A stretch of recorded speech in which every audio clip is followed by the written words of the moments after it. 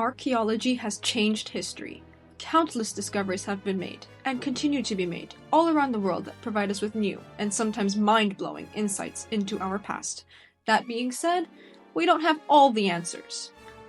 I'm Madam Archaeologist, your go-to informant on everything archaeology, and in this episode, I'll explore 3 fascinating archaeological mysteries waiting to be solved. And trust me, you'll want to hear about the 3rd. First up, we have the location of Cleopatra's tomb. I know this might sound a bit cliché, but I thought of including it because even though you've heard of Cleopatra, her suicide, and the fact that her tomb is indeed lost, you probably don't know where archaeologists are looking for it. Cleopatra VII was a member of Egypt's Ptolemaic dynasty, which was Macedonian Greek in origin, and her death in 30 BC brought an end to Ptolemaic rule in Egypt. From that moment up until the mid-7th century AD, Egypt was a part of the Roman Empire. Where Cleopatra was buried remains elusive. The story goes that after committing suicide by a snakebite, she was buried alongside her lover, the Roman general Mark Antony, and the ancient historian Plutarch places the tomb near a temple of Isis. This piece of information has guided much of the archaeological efforts to find it. Currently, the lost tomb is believed to be located at Taposiris Magna, near the Ptolemaic capital of Alexandria. Excavations so far have revealed the mummies of nobles and coins bearing Cleopatra's name and portrait. A cool discovery was a foundation plate, which confirmed the former existence of a temple dedicated to Isis.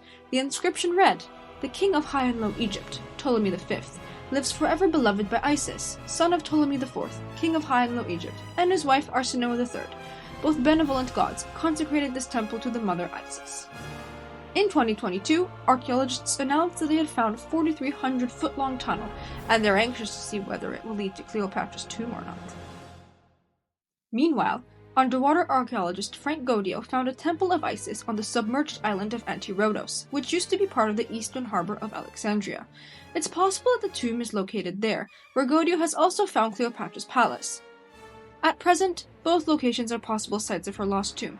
We'll just have to wait and see what archaeologists find next. The second mystery here is a group of geoglyphs in southern Peru known as the Nazca Lines. They're thought by archaeologists to have been made by the Nazca people about 2,000 years ago, give or take a few centuries, although when they were made really hasn't been confirmed. Local tradition, however, says that they were built by the Viracochas, demigods who are said to have introduced civilization to the ancient Peruvians. Some of the lines create images of animals, ranging from monkeys to hummingbirds to spiders, while others are plant designs, straight lines, or geometric figures.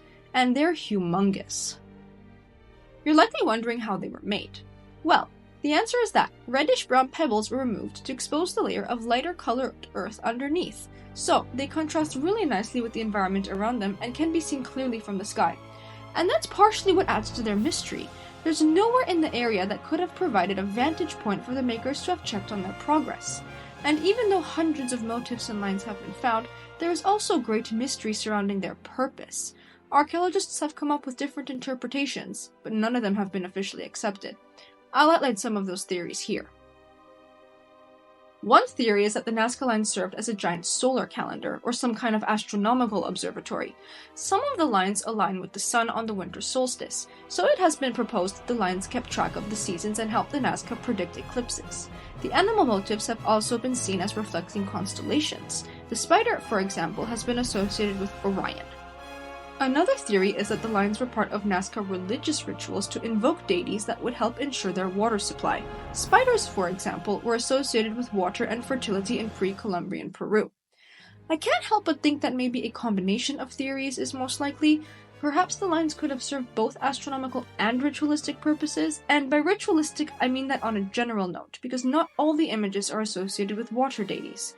It's also possible that people assign different purposes to these lines at different times, because we just don't know how old they are when they were made. And one thing that I think doesn't get enough attention in archaeology is oral traditions. How can we fit the story of the Viracochas into our interpretation of the Nazca Lines? Let me know your thoughts in the comments. Last but not least, and this just might be the most fascinating of all the archaeological mysteries, is the so-called Baghdad Battery. This name was given to a set of 3 artifacts found together at an archaeological site near Ctesiphon, located in present-day Iraq and once the capital of the Parthian and Sasanian empires. These objects were a small ceramic pot about 14 centimeters tall, a copper tube, and an iron rod.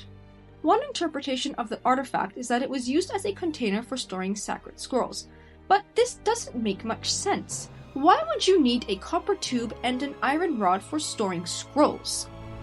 More interestingly, as its name implies, is that it functioned as an early battery, and it's not a one-off object. Other similar artifacts have been found in the area. Archaeologists speculated from very early on that these were batteries, with the copper and iron pieces serving as electrodes. Corrosion on the metals also suggests that an acidic liquid was once inside, which could have served as the electrolyte.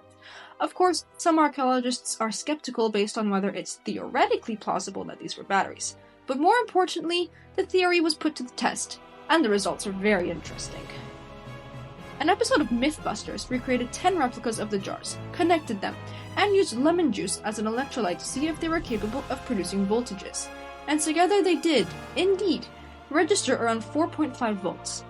Replicas have also been made by university students under supervision, and these produced the same concluding results, that these objects were capable of producing voltages. What these batteries were exactly used for remains a mystery, but that the Baghdad Battery was in fact a battery is very plausible. Yet, some archaeologists still believe that it wasn't a battery at all because there's no evidence of the necessary connectors, but, as we archaeologists also famously say, absence of evidence is not evidence of absence. Even more interesting is the fact that the Baghdad Battery disappeared in 2003 after the US-led invasion of Iraq. Coincidence? I think not. Anyways, that's it for this episode.